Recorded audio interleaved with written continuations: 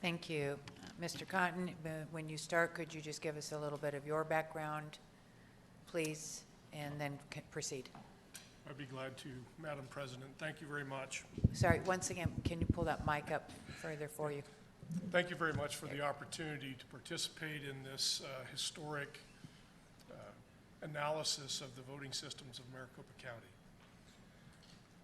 By way of background, I hold a master's degree in information technology from the University of Maryland.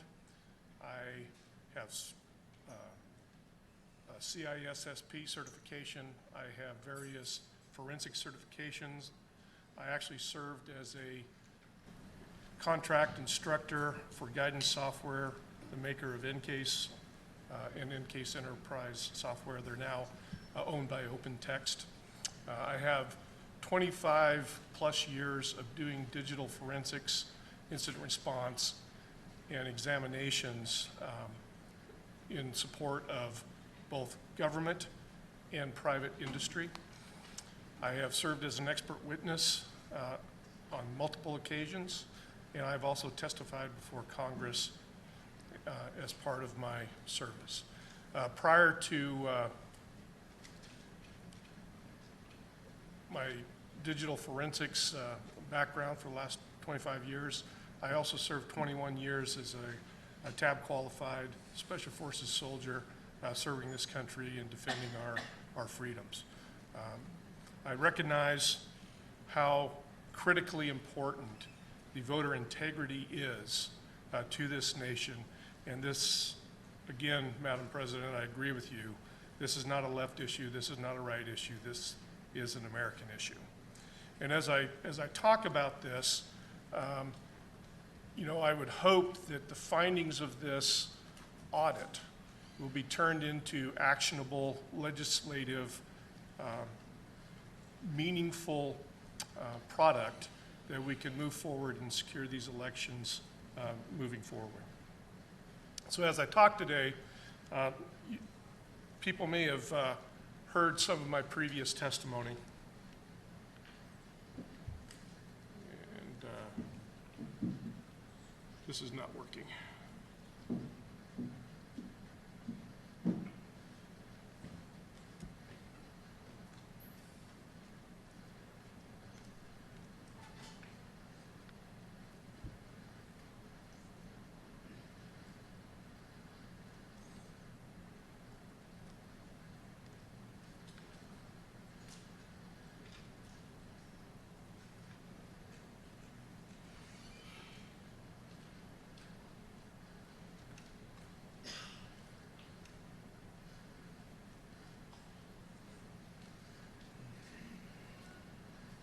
Stand by, everybody.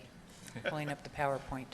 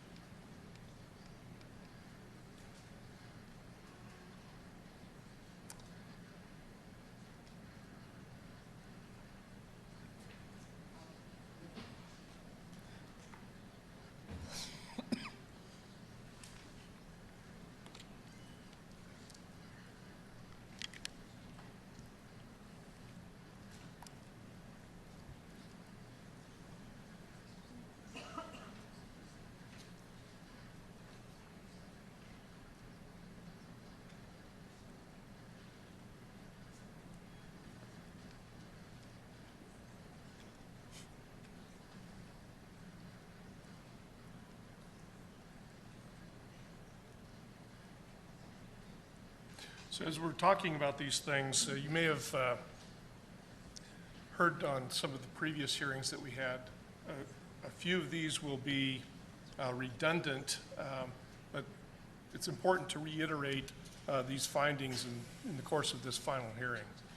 So we'll talk about the withheld devices and data and how that impacted our ability to provide a complete report to the Senate here today. We'll talk about the cybersecurity issues that we have found, the hardware configuration control issues, file deletions, the failure on the part of the county to preserve election artifacts, anonymous logins, and I might add atypical anonymous logins that are present on the systems, the listening ports and attempted connections on boot up, and internet connections and internet history that was found on these devices as part of the course. Next slide, please.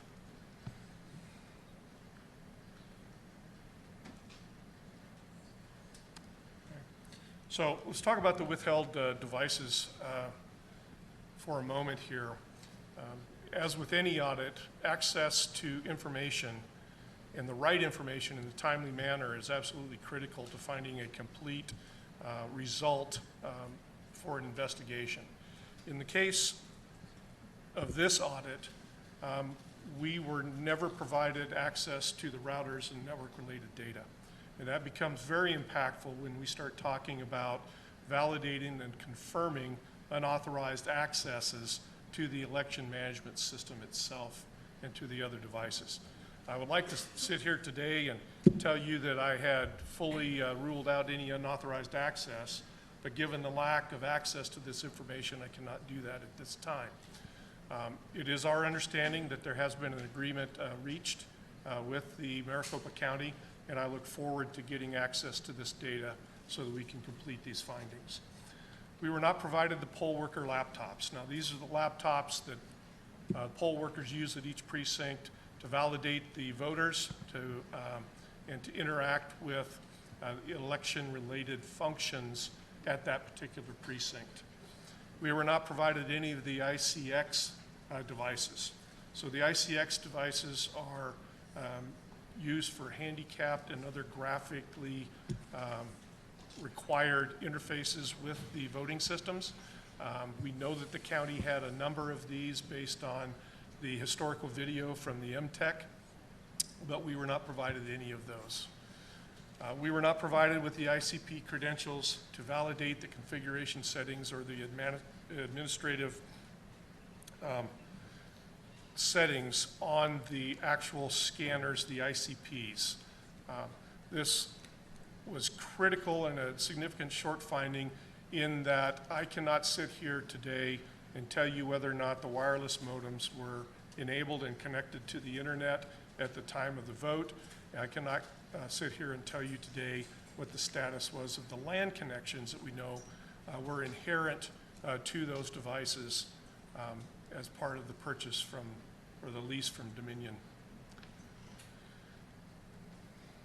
Okay.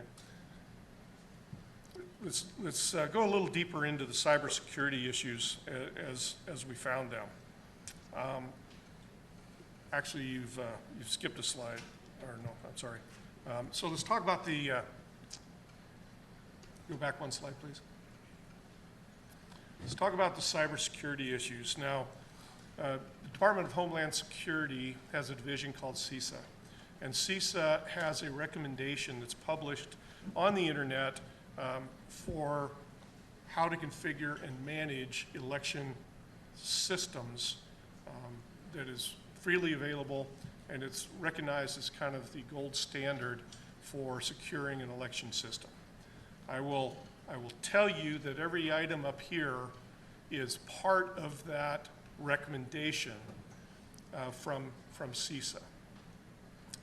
I will tell you that in Maricopa County, they failed to perform basic operating system patch management functions. Now let me explain that for a bit. So if you have a home computer, you realize that every Thursday or Wednesday, depending on your cycle, Microsoft will release a security patch to correct vulnerabilities that have been discovered since they released the operating system and it was installed on your computer. Okay. The last time that the operating system was patched on the Maricopa County election systems was the date that they installed the Dominion software, which was the 6th of August of 2019. Okay. So at the time of election, it had been over a year since that system had been patched. We found that that was also the same case with the antivirus definitions. So we know, as part of this world that we live in, that people are coming up with new ways to hack a system, to exploit vulnerabilities and get unauthorized access to the systems. And they're doing this continually. All major security vendors update their antivirus at least on a weekly basis to make sure that we can protect our systems from these newly originated vulnerabilities and exploits. The last time that the antivirus had been updated on the Maricopa County systems was the 6th of August, 2019. Now, Maricopa County did release a statement saying that if they had patched the operating system or if they had updated the antivirus, that would have invalidated the EAC certification for the voting system itself. Obviously, there are a couple of issues with this position. And the first one is that we are relying on a certification system that would impose obsolescence instead of security in the very act of trying to secure a voting system. That is nonsensical, and it should never occur. So if that is in fact the case, we need to take a very close look at what we're relying on to validate and certify these election systems and software to ensure that we're not certifying guaranteed obsolescence of the system. Now let's assume for a moment that what Maricopa County said was true, that they could not update those systems because of this certification issue. There are a couple of problems with that as borne out by the artifacts on the actual EMS server itself. So if that is true, then that would mean that no new executable files, no new dynamic link libraries could be created or modified on that system after the date of the software installation, which once again was 6 August 2019.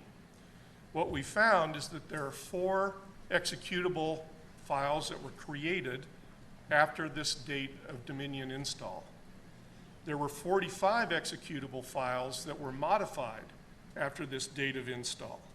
There were 377 dynamic link library files which were created after the Dominion software install. And there were 1,053 DLL files that were modified after this date. So if we assume that what the county represented is true, then in fact that voting system would not have been certified at the time of the election. Let's talk a little bit about log management here. So there is a federal statute that requires the preservation of election-related materials for 22 months after the date of the election. That applies not only to paper, but that also applies to digital artifacts. Maricopa County failed to preserve the operating system security logs to cover the dates of the election. They provided security logs early in the audit process, but they did not provide the Windows security log itself. When we examined the EMS server, we found that the dates covered by the security log only went back as far as the 5th of February 2021.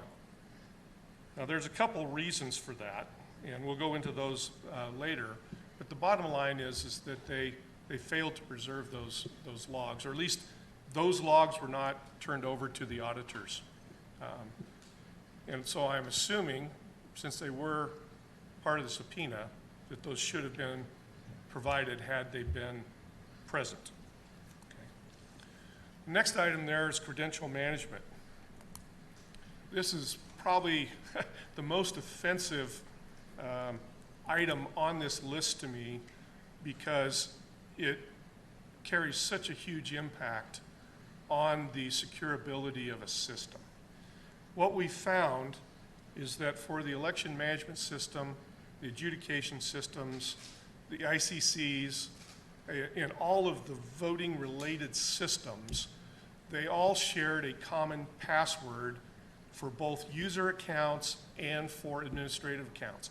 And just to be crystal clear, it was the same password for all those accounts.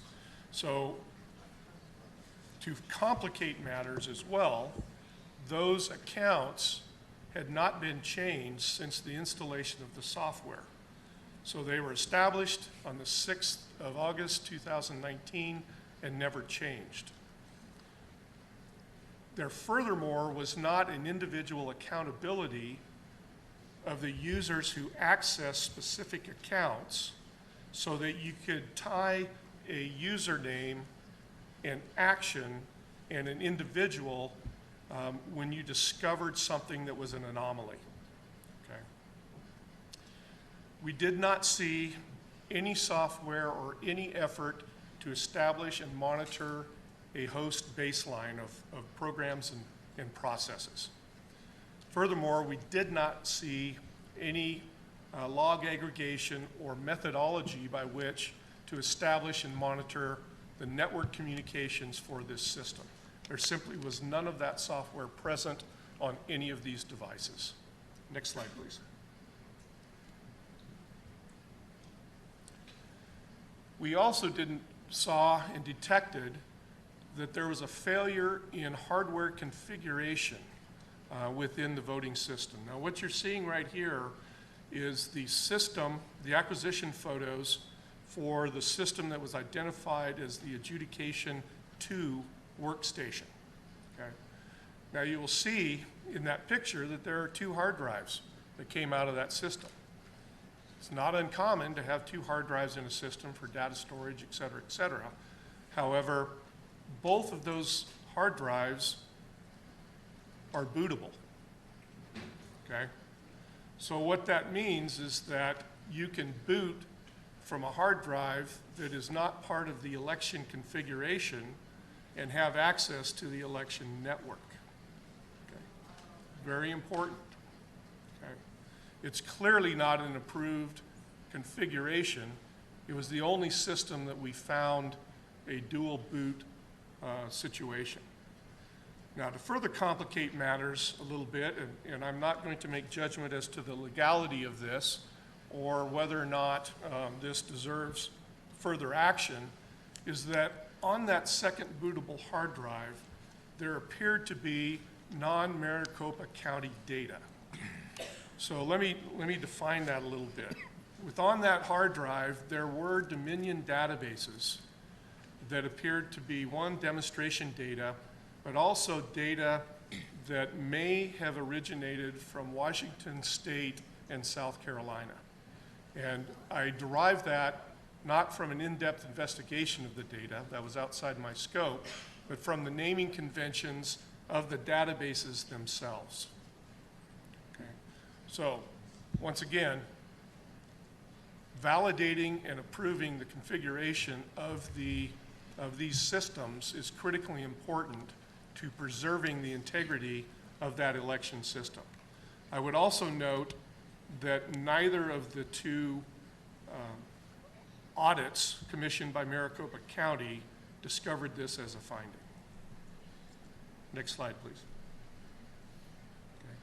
These are simply some screenshots of that data from the forensics platform. Show I'm not making this stuff up. Next slide.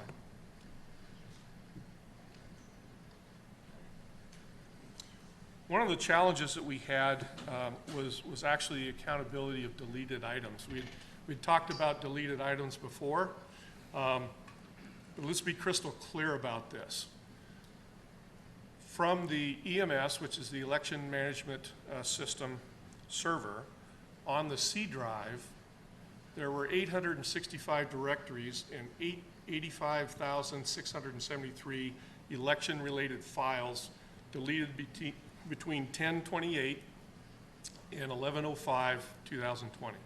Now, those files included S-logs, which are the logs that are created on the tabulating systems that record the vote. They included scanned images of ballots. You'll actually see a ballot there in the lower left.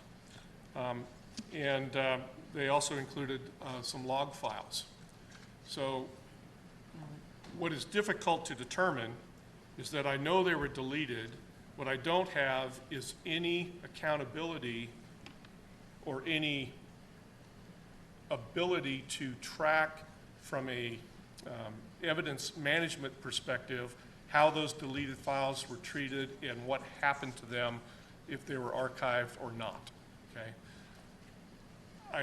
I simply don't have any record of those files being hashed with an MD5 hash to preserve the integrity of the file or where they ended up going. Next slide, please.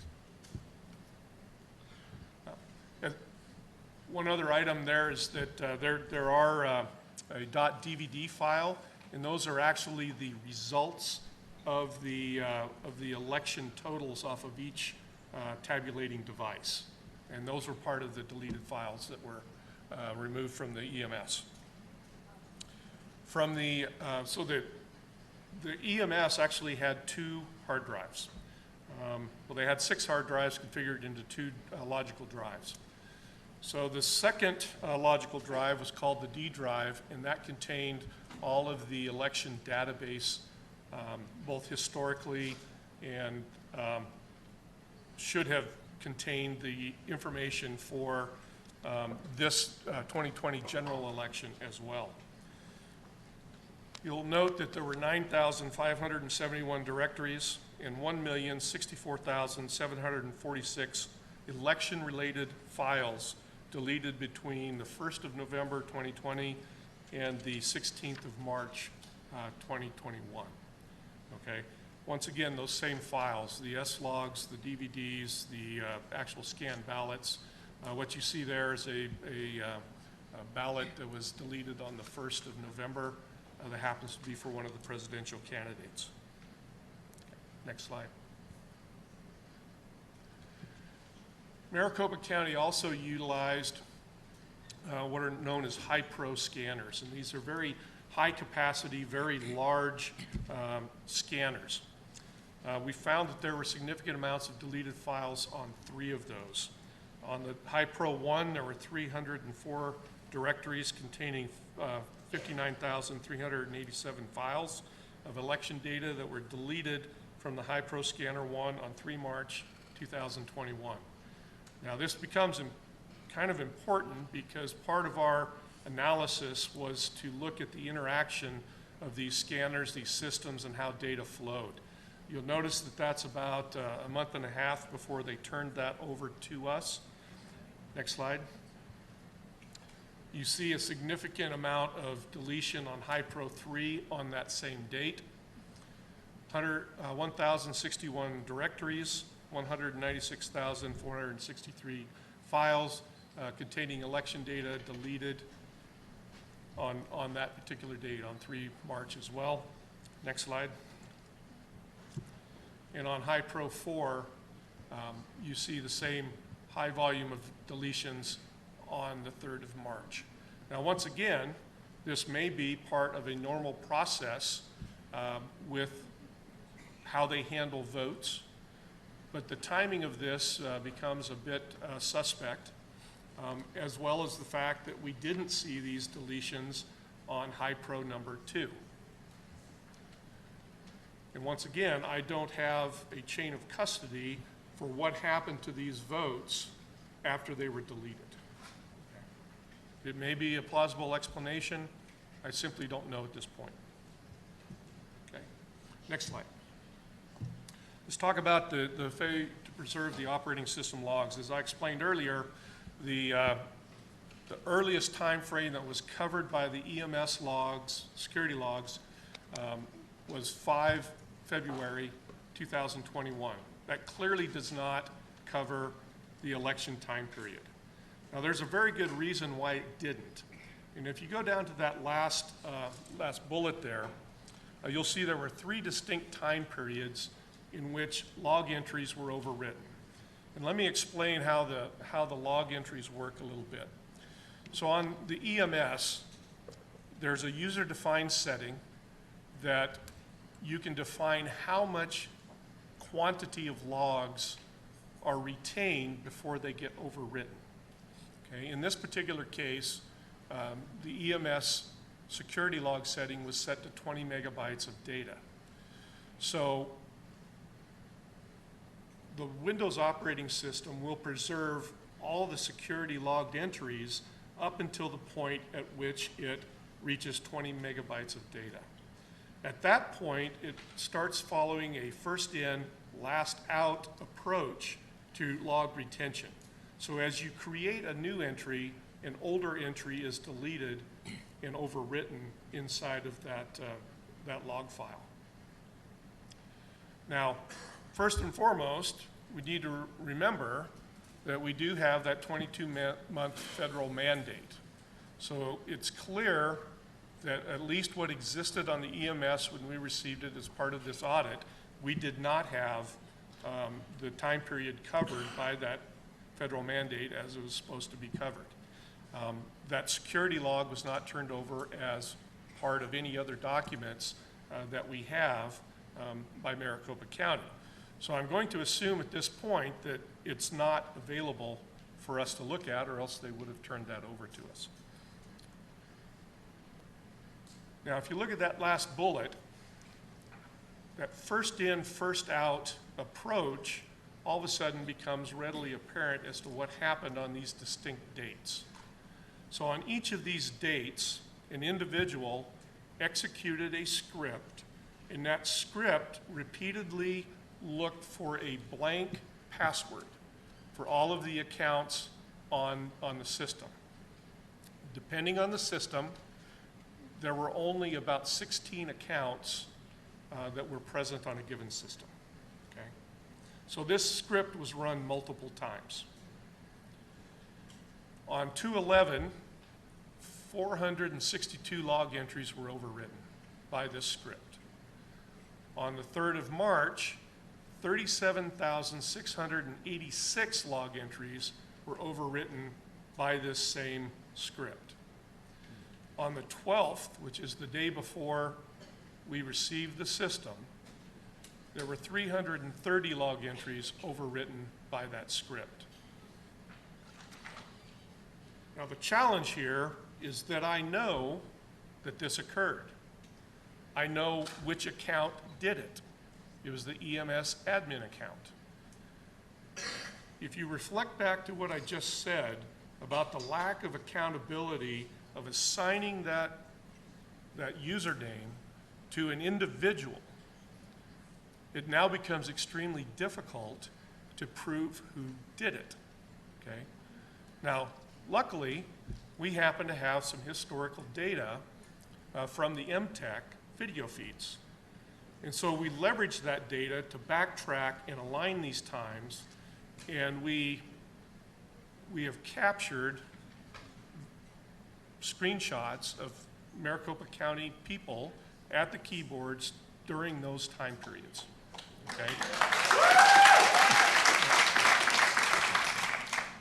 Now, we've identified those individuals, but we will not release their names because we understand what the scrutiny is and what the impacts would be to those individuals.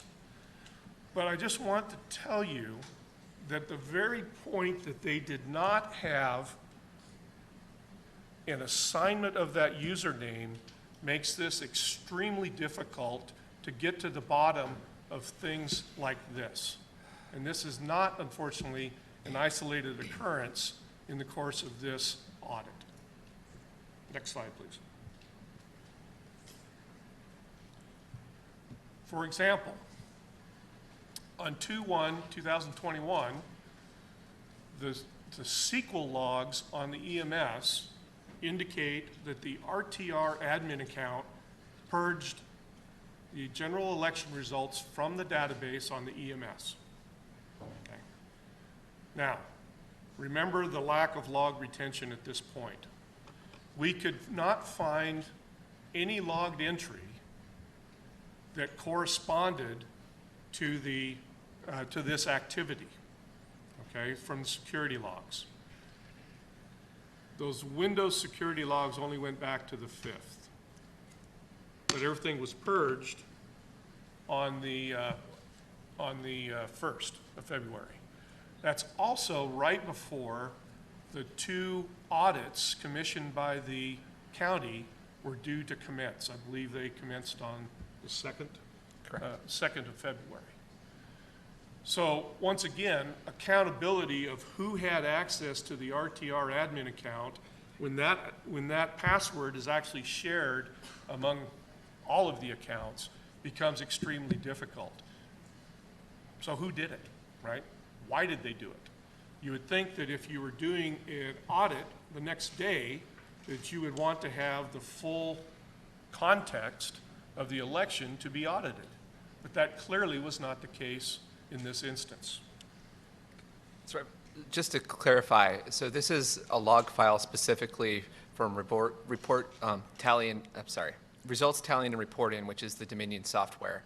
That entry says that someone went into the program and clicked on something that said, I want to purge all the results for this election.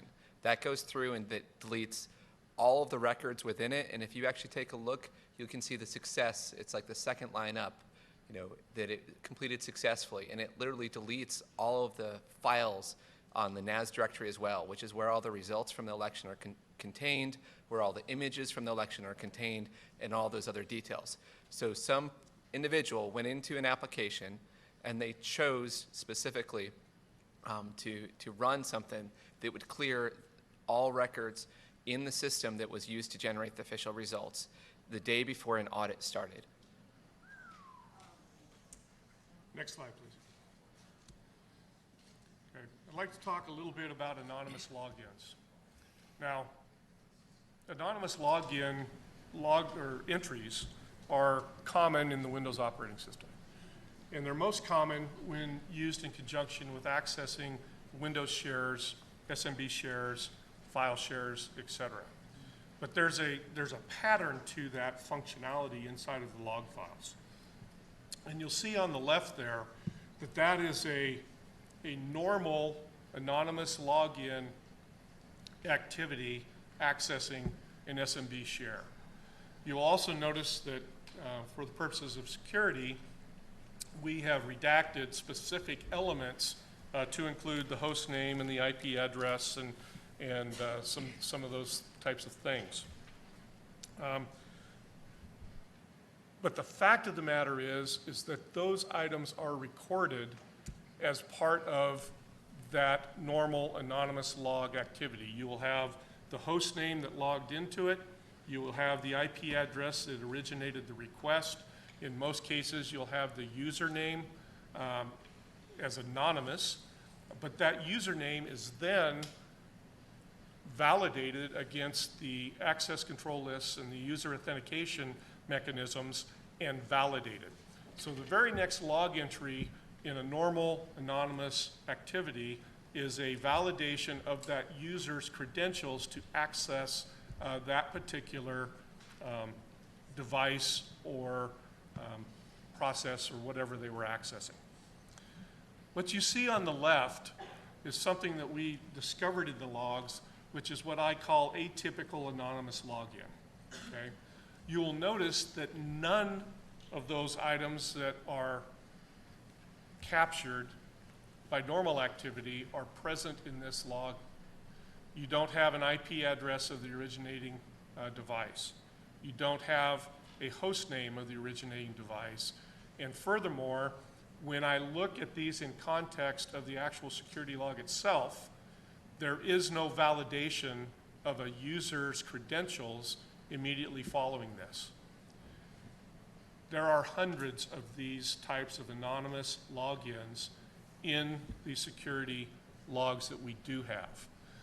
I cannot tell you at this point if this same type or pattern of activity occurred during the election cycle because these logs don't exist that cover the election, okay?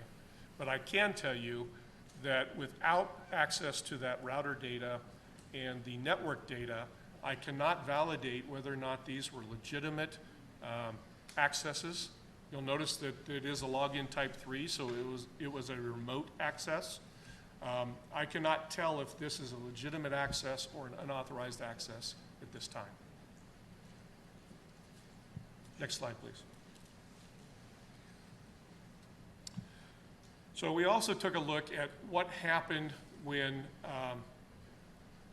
the EMS was booted up. And let me walk through the methodology here to kind of assuage everybody's concerns. So within the, when we actually imaged all these processes and these systems, by the way, we imaged 770 devices and we gathered over 114 terabytes of original forensics data, okay? And we preserved that in a forensics image file that I could then leverage without fear of modifying or changing anything on the original device. So we took that image file and we turned that into a virtual machine. I created a enclave that I could boot that virtual machine up into, and that I could then monitor the boot processes without connecting to the internet, without exposing any voter data to unauthorized users. And I actually booted up the EMS to see what happened, what it was listening for, and to identify if there was in fact any zero-day malware in the memory. What we did discover is that, as you would expect, there were a number of ports. This is a normal part of an operating system. Ports are used to establish connections and provide functionality to the operating system. We've discovered 59 of those that were open. And while most of these things were what I would have expected, there were some unexpected high port activity specific to the WinExe, which controls your accesses and your logons, and your DNS, which controls your domain name service. So if you go and you type in yahoo.com, the computer will use the DNS service to actually determine which IP that is so that you can connect. And then the DHCP server. All of those are normal, valid Windows processes. But for example, DNS, the default port on that is port 53, okay? In the case of the EMS, we not only had the port 53, but we also had DNS monitoring on a high port, and I won't list that port number here in this open forum, but that was a little bit unexpected. I will tell you that on the EMS that you were utilizing both IPv4 and the newer version IPv6 enabled. So these services had dual functions with dual listening ports and things of that nature. There were ports and there were services that were enabled that allowed remote access, okay? So the RDP protocol, for example, as well as the terminal services were enabled on the EMS. Okay. Next slide. As part of that memory analysis, we did a complete check of the callouts and the attempts to connect from the EMS out to the internet. Now, once again, the county has repeatedly said that these were isolated systems, et cetera, et cetera, et cetera. The EMS attempted to connect to those IPs, most of which are normal. I would take a look at the level 3 parent, the EdgeCast connections there, and I would probably request from the Maricopa County the documentation for those functions that rely on those connections, and to determine whether or not those are certified or not. We were not provided any of that certification document, but those are the two items up there I would ask Maricopa County for some further clarification on. As part of this analysis, I was able to determine that there was no zero-day malware in the memory at boot up of the EMS server. Next slide. Now let's talk about internet history and connections. Okay. As you will recall, Maricopa County commissioned 2 independent auditors to come in. Both of those auditors had a finding that there was no internet connection at the time that they conducted the audit. Okay.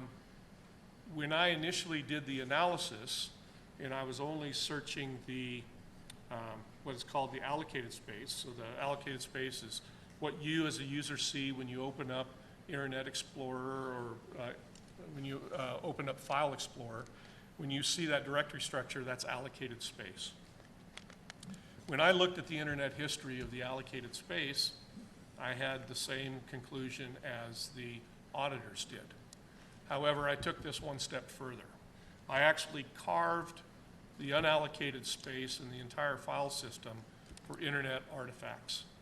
Okay? And when I did that, the history was significantly different than both the representation by the auditors and the representation by Maricopa County that these systems had never connected or were exposed to the internet.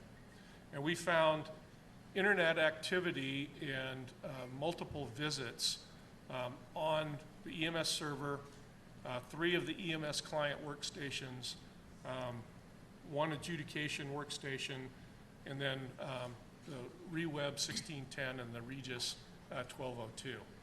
Now, before I get into this, I want to kind of walk through my methodology a little bit. So it's very common for operating systems to have default URLs, compatibility caches, things of that nature that may have an internet URL as part of that artifact. So in order to ensure that we didn't get any of that default data, I only reported on internet artifacts that, 1, the date occurred after the installation of the Dominion software, so after the 6th of August 2019, and that had multiple visits to the same site, okay, with dates after that time frame. So that would eliminate any of the default URL artifacts that may have been on the system. Next slide, please. Okay, so from the EMS server, you'll see that there's actually 3 visits to the same site on the same day, okay? That clearly is not a private URL or a private IP address. And so what I can tell you is that the EMS server, at least on that date, was connected to the internet, okay? Now, I'd also like to point out that relying on the unallocated space for these artifacts, I don't have a complete history of all the internet connections because things get overwritten, things get changed, things of that nature. But the importance of this is that at some point in time, specifically those last visited dates, this device was connected to the internet. Now, if you look at that date, there's also a correlation to the purging of the database. It's the day before the audit, okay? Almost same time exactly. Almost the same time exactly, okay? Obviously, this requires an explanation, okay? Next slide, please. When we talk about the EMS client, here are the connections. Now, the 9 connections at the top there, you'll see that as far back as February of 2020, there were 4 connections made to that URL, to the Microsoft URL.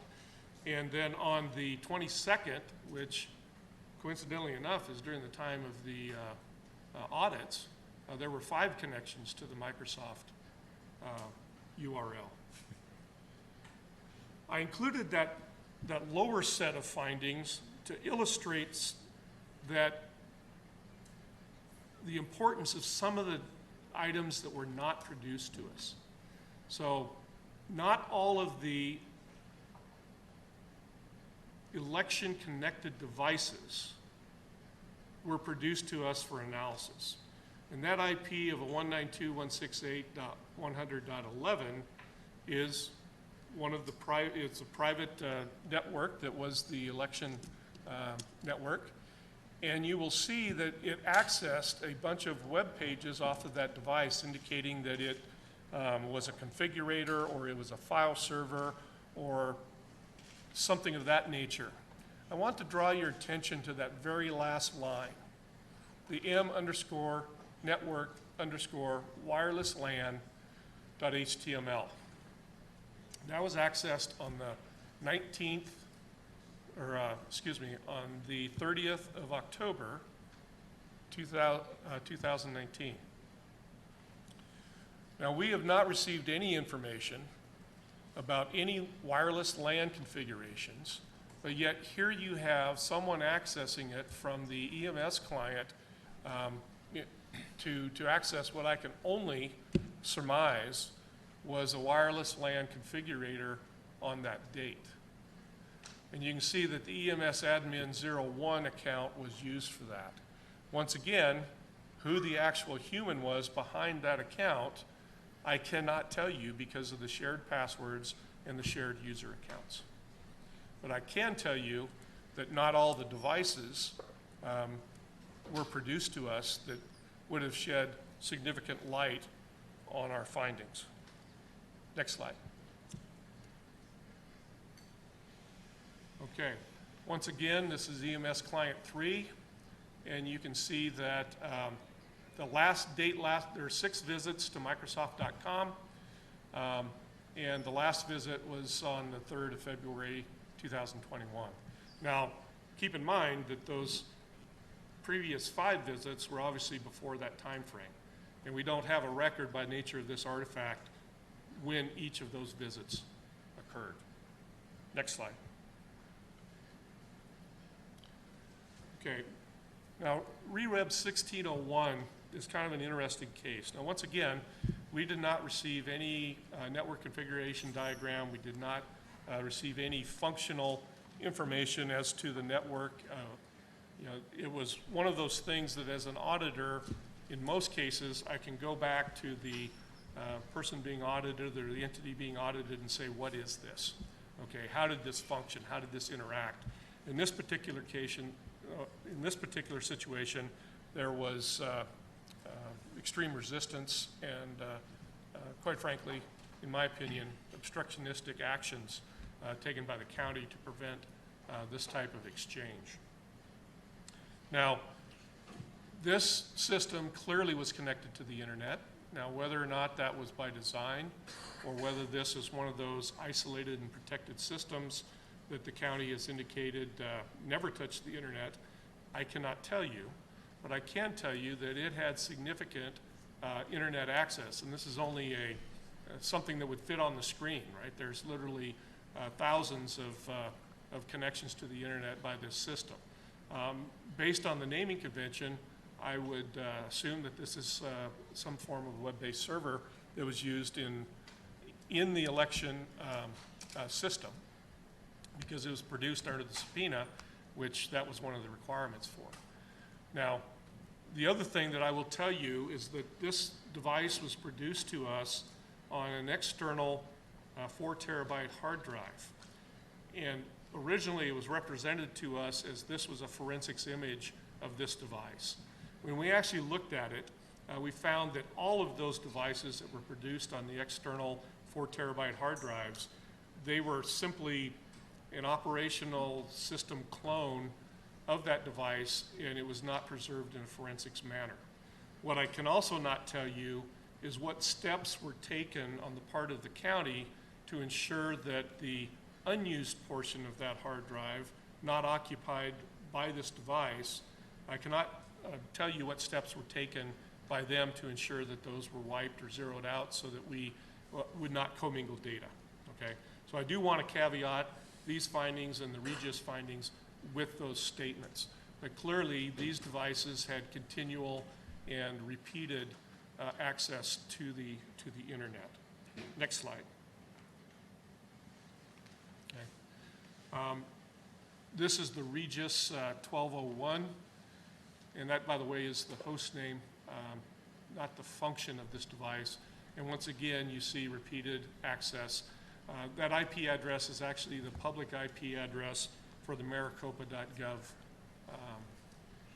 public URL. Next slide. So I appreciate your diligence and your patience on this. And as we think about what I've talked about today, it really boils down to accountability, right? And making sure that our election systems are secured.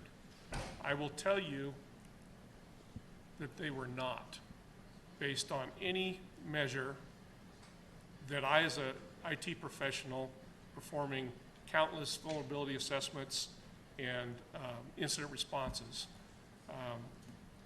that I have occurred, had a client that engaged me, had this state of a network, it would have resulted in a failure on our audit. So at this point, I would like to remind people that from a totality of what these findings are, there simply is no accountability by anyone accessing these devices. You had shared passwords. You had shared user accounts. You had remote access. If someone could get access to this system, they wouldn't need a zero-day exploit. Okay. The systems were so far out of date from a security compliance standpoint that it would have taken the average kitty hacker less than 10 minutes using Metasploit to hack this system. Okay. And I would like to remind everyone that's listening to this that when you have a network of computers like you have in these voting systems, it only takes one person bringing in a little hockey puck with admin access to provide external remote access to that voting system. And in the situations where you don't have accountability, you have shared usernames and you have shared passwords, you simply cannot guarantee the security and the accountability on those systems. And I thank you very much for your time, and I'm available for questions if you have any. Thank you, sir. We appreciate that.